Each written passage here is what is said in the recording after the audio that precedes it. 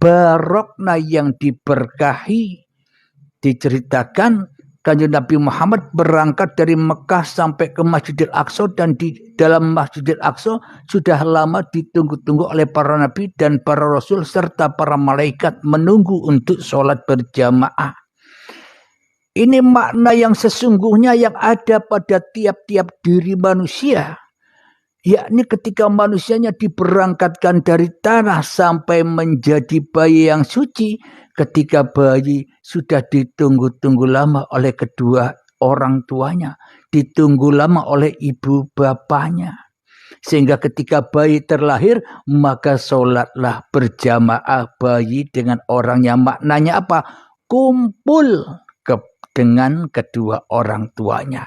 Itulah yang dimaksud sholat berjamaah. Kenapa kok dikatakan sholat berjamaah? Yang jadi imam Nabi Muhammad, yang jadi imam bayinya. Kenapa? Karena bayinya lebih suci daripada kedua orang tuanya. Kenapa kok bayinya lebih suci daripada kedua orang tuanya? Karena bayinya belum tahu apa-apa. Masih subhanalladzi asra bi abdihi. Hidup dan badan bayi masih Allah, zahir batinnya Allah. Sedangkan hidup yang ada ibu bapaknya sudah teraku-akui oleh kedua orang tuanya. Jadi kenapa Nabi Muhammad diangkat menjadi imamnya sholat di Masjidil Aqsa? Gambarannya kan begitu. Dan kenapa bayi itu kumpul dan sholat berjamaah menjadi imamnya kedua orang tuanya? Karena si jabang bayi lebih suci keberadaannya waktu itu daripada kedua orang tuanya. Makanya jadi imam. Maknanya ketika bayi itu sudah terlahir ke dunia, maka untuk apa bayi itu dilahirkan? Untuk apa manusia itu diciptakan? Dan untuk apa Nabi Muhammad itu diisra mi'rajkan, diperjalankan oleh Allah? Tujuannya untuk apa? Tujuannya hanya satu. Tujuannya hanyalah haulahu linuriyahu min ayatina, supaya manusia bisa menyaksikan ayat-ayat kami, supaya manusia bertuhan. Ketika manusianya bertuhan, yang ada hanyalah la ilaha illallah, yaitulah yang dimaksud oleh sholat itu. Itulah yang dimaksud sholat itu. Sholat aqimis sholat lidzikri. Dirikan sholat, bukan mengerjakan sholat. Dirikanlah sholat guna untuk mengingat aku. Maknanya apa dirikan sholat? Dirikanlah, tegakkanlah bahwa hidup ini loh Allah, itulah sholat. Baru nyata la ilaha illallah itu.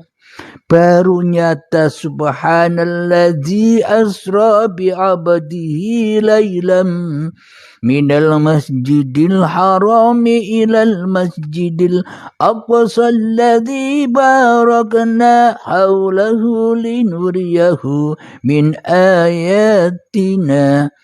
Maka nyatalah Isra Mi'raj itu.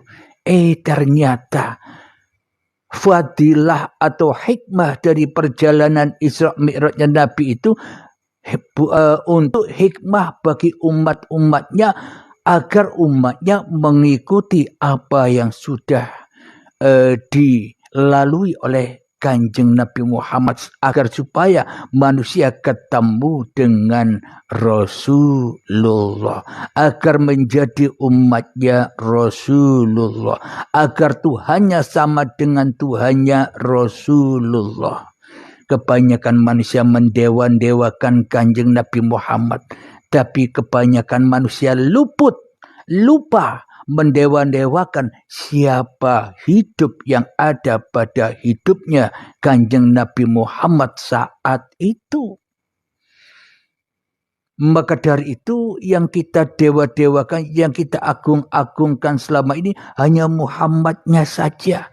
Kenapa kok kita agung-agungkan, kok kita dewa-dewakan yang katanya akan memberikan syafaat kepada siapa yang mencintainya? Kita luput mencintai hidup yang menghidupi Nabi Muhammad. Kita selama ini luput mencintai hidup yang menghidupi diri kita. Kita lalai hanya mencintai bodinya Nabi Muhammad saja. Kita lalai, kita hanya mencintai bodi kita sendiri yang merasa bisa beramal soleh, yang merasa bisa sholat, yang merasa bisa ibadah, yang merasa bisa dzikiran. Bila tak ada uripe Allah, apakah ada jasad? Bila tak ada uripe Allah, apakah ada peran? Ini yang kita lalaikan selama ini. Kita di dalam agama hanyalah berdebat-debat saja tanpa ada ujung pangkalnya. Karena kita tidak mengambil hikmah. Karena kita tidak mengambil manfaat dari apa yang sudah disuratkan Allah melalui Al-Quran, melalui Alkitab, Zabur, Taurat kepada umatnya, kepada manusianya. Kita tidak membaca Allahnya, tapi kita hanya membaca ayat-ayat hawa nafsu kita sendiri saja. Maka kita bingung menghadapi kehidupan ini. Alhamdulillahirabbil alamin. Maka perjalanan Isra Mi'raj itu ternyata ya dengan jasadnya, yakni dengan tanah. Tidak bisa berangkat sendiri, maknanya bagaimana mungkin Allah berangkat sendiri tanpa hambanya, tanpa ciptaannya. Jadi itulah Allah itu akan mulia dengan hambanya. Allah akan dikenal dengan hambanya. Kenapa? Karena tajallinya Allah hanya kepada ciptaannya. Jadi keagungan Allah, kebesaran Allah, kemahasucian Allah bisa dipahami bagi orang-orang yang sudah kembali, yang sudah menjadi hamba-hamba Allah. Itulah subhanalladzi asra bi abdihi lailan. Lailan ketika hambanya sudah tak merasa ada. Lailan ketika hambanya dari alam gaib menjadi gaib. Lailan ketika hambanya dari alam ketiadaan kembali kepada alam ketiadaan. Makanya ta'ala la ilaha illallah. Itulah yang dimaksud Isra Mi'raj itu, yang mana kita bisa menyaksikan dengan langsung perjalanan-perjalanan itu.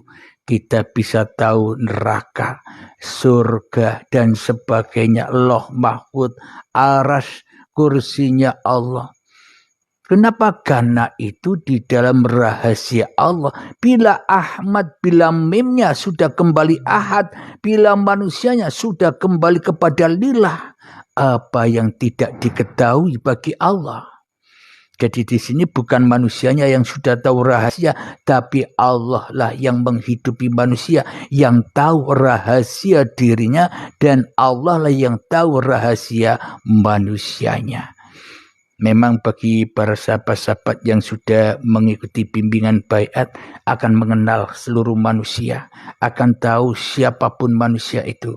Tapi manusia tidak tahu diri manusia itu sendiri. Kenapa? Karena manusianya kepada dirinya saja tidak tahu. Bagaimana mungkin tahu orang lain? Jadi bila kita ingin tahu hatinya, ingin tahu keadaan orang lain, ya kita harus tahu diri kita dahulu, baru kita bisa meliputi seluruh alam semesta ini. Kenapa? Karena sudah di dalam lillah yang maha meliputi alam semesta ini. Alhamdulillahirabbil alamin. Semoga saya khususnya dan semoga kita semua senantiasa diberi kepahaman oleh Allah Subhanahu wa taala. Amin ya rabbal alamin. Wabillahi taufiq hidayah. Rabbana atina fid dunya hasanah wa fil akhirati hasanah wa qina adzabannar. Akhir kalam, assalamualaikum warahmatullahi wabarakatuh. Silakan ngopi-ngopi dulu.